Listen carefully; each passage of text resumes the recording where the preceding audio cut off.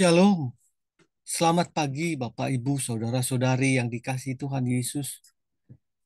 Apa kabar? Senang sekali kita boleh bertemu di pagi hari dalam renungan pagi pada hari ini. Itu Bapak, Ibu, Saudara-saudari yang dikasihi Tuhan, mari kita menaikkan doa kepada Tuhan. Mari kita bersatu di dalam doa. Ya Bapak yang telah dalam kerajaan surga. Terima kasih Tuhan atas perlindungan-Mu, penjagaan-Mu dalam satu malam penuh hingga kami boleh melewati hari yang lalu dan mendapatkan hari yang baru yang Tuhan berikan buat kami.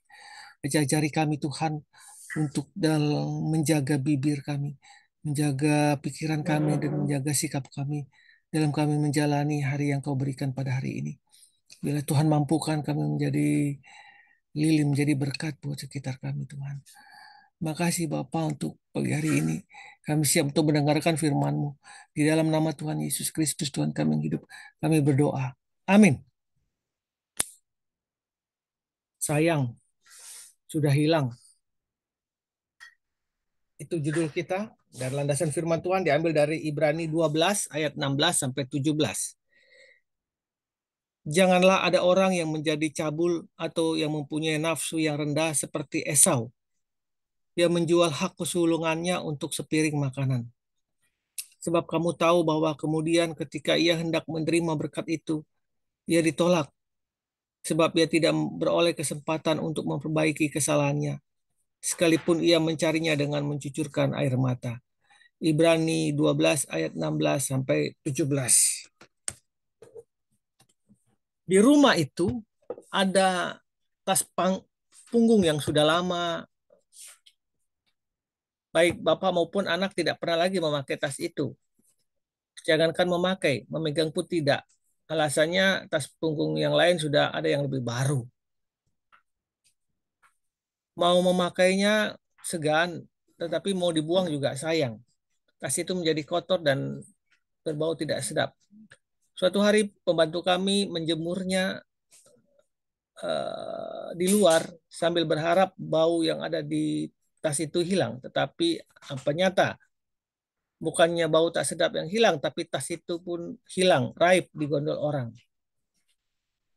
Anehnya, mengapa tiba-tiba bapak dan anak itu sangat kehilangan akan tas itu. Tas itu menjadi sangat berarti bagi mereka.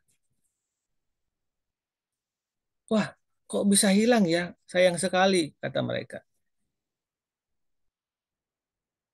Tas punggung itu hilang dan mereka merasa sesuatu itu berarti setelah sesuatu itu sudah hilang baru mereka merasakan itu berarti. Bapak Ibu yang dikasih Tuhan, pernahkah Anda juga merasakan sesuatu yang sangat berarti bagi Anda setelah sesuatu itu sudah tidak ada lagi dalam hidup Anda? Baru Anda merasakan itu sangat berarti. Mungkin banyak orang-orang yang merasa kehilangan setelah pasangannya sudah tidak ada. Tetapi selama hidup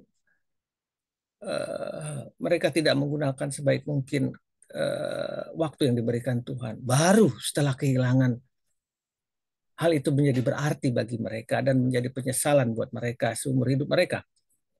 Esau adalah contoh nyata dari seseorang yang menyesal setelah sesuatu yang berharga milik dia tidak ada lagi. Hilang begitu saja. Itu hak kesulungannya. Hak kesulungan adalah hak yang dimiliki oleh anak sulung.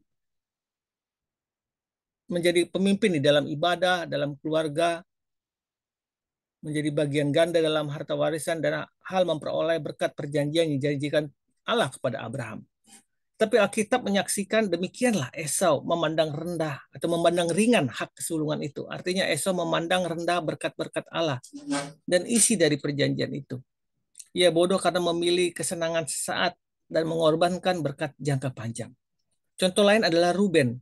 Ruben juga mengabaikan posisinya sebagai anak sulung dengan cara berbeda, yaitu dengan berbuat dosa perzinahan, sehingga hak sulungannya pindah atau jatuh ke tangan Yehuda. Hak keimanannya jatuh ke tangan Lewi, dan hak berkat gandanya jatuh ke tangan Efraim dan Manase. Berbeda dengan Esau dan Ruben adalah Yusuf. Yusuf tidak kehilangan berkat-berkatnya. seperti yang sudah Tuhan berikan melalui mimpi, itu karena ia benar-benar menggunakan kesempatan untuk hidup benar dan bekerja keras. Bahkan dia tidak terlena ketika ada tawaran kenikmatan sementara, yaitu tawaran dari istri Potifar. Yusuf tidak mengabaikan visi-visi dari Tuhan yang sudah ia terima. Di perjanjian baru juga kita melihat hal itu terjadi pada diri Paulus. Dia menggapai visi hidupnya dengan menggunakan kepandainya dan kesempatan yang ada untuk menjelaskan kebenaran bahwa Yesus adalah Mesias. Tidak ada catatan yang menjelaskan Yusuf dan yang catatan yang menjelaskan Paulus menyesal. Yang ada adalah hidup mereka berakhir dengan memenuhi visi yang sudah Tuhan berikan kepada mereka. Bapak, Ibu, saudara-saudara dikasih Tuhan. Mari kita memanfaatkan setiap hal yang sudah kita miliki untuk mewujudkan visi yang Tuhan sudah berikan buat kita. Supaya kita tidak menyesal di kemudian hari. Hal yang sudah kita miliki itu bisa berupa ilmu, bisa berupa keterampilan, harta benda, jabatan, waktu, atau kesempatan. Jangan sampai kita merasa semua itu berarti setelah kita tidak memilikinya lagi. Mari kita berdoa. Bapa, aku bersyukur atas hal-hal yang kumiliki. Mampukan aku untuk memakainya dengan benar, sehingga berguna bagiku dan bagi kemuliaan-Mu. Dalam nama Tuhan Yesus, amin. Sikap dan perlakuan terhadap apa yang kita miliki turut menentukan menyesal tidaknya kita di kemudian hari. Selamat pagi, selamat berkarya.